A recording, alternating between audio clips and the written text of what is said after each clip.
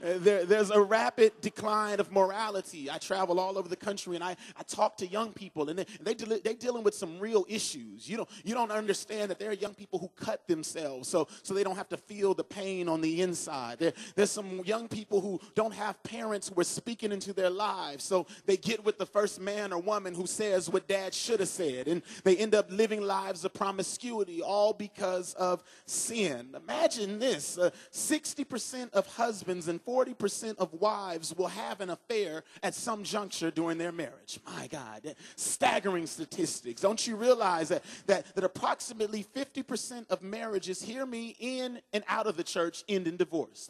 It's a flip of a coin that determines whether things will work out in marriages or not. Do you realize that 1.4 million children are born outside of the confines of marriage each and every year, all because of sin? And 70% of black children are born to unwed mothers. Did you hear what I said? I said 70%, not 50, not 60, but 70%.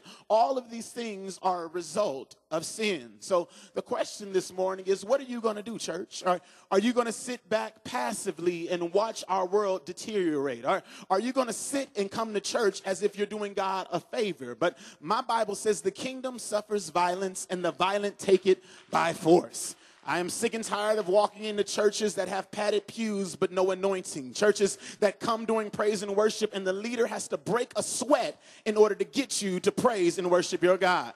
But there was a day not so far ago that people would burst through the doors and say, I was glad when they said unto me, let us go into the house of the Lord.